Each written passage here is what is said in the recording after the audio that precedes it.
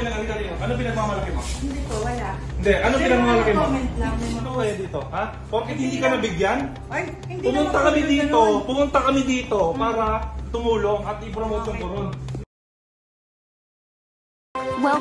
Welcome back to my channel. Ang mga personalidad sa social media na sina Rendon Labrador at Rose Maritan, na kilala rin bilang Rosmar, ay maaaring kasuhan ng persona non grata sa Coron, Palawan. Kasunod ng kanilang pagkakasangkot sa isang komprontasyon sa pagitan nila at ng isang kawani ng alkalde, ayon sa isa sa mga miyembro ng konseho ng lungsod ng Coron. Isa sa mga miyembro ng konseho ng lungsod ng Coron ay nagpanukala ng isang resolusyon na nagdedeklara sa dalawang personalidad na persona non grata sa isang Facebook post na inaasahang mararatipikahan pagkatapos ng regular na sesyon sa June 24.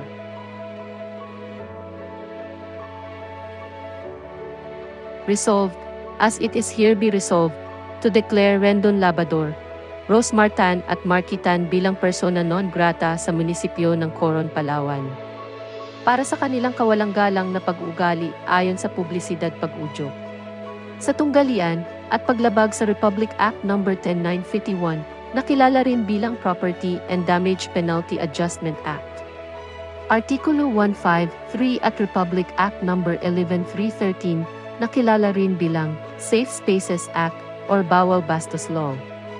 Binasa ang draft ng resolusyon. Ayon sa draft na resolusyon, ang mga aksyon ni Labrador ay inilarawan bilang walang galang, hindi naaangkop, at isang lantarang pagwawalang bahala sa wastong ugali. Idinagdag nito na ang mga blogger ay nagdulot ng labis na pagkabalisa at kahihiyan sa mga tauhan ng alkalde at nakitang negatibong sumasalamin sa opisina na kanyang kinakatawan. Ang pagdedeklara ng individual na persona non grata ay nangangahulugan na hindi sila malugod na tinatanggap sa isang partikular na lugar. Gayunpaman, ang resolusyon ay hindi legal na maipapatupad at hindi pumipigil sa isang tao na makapasok sa lugar kung saan sila ay idineklarang persona non grata.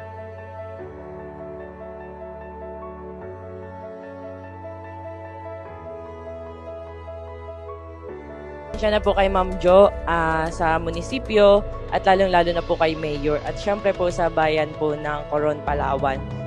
Sorry po talaga na parang pinost ko na never again Coron, hindi ko po sinasadya na i-generalize po kayo. Kami po ay nagpapakababa sa inyong lahat na susubukan po namin na baguhin kung ano man po yung pagkakamali namin, kung sumobra man po kami.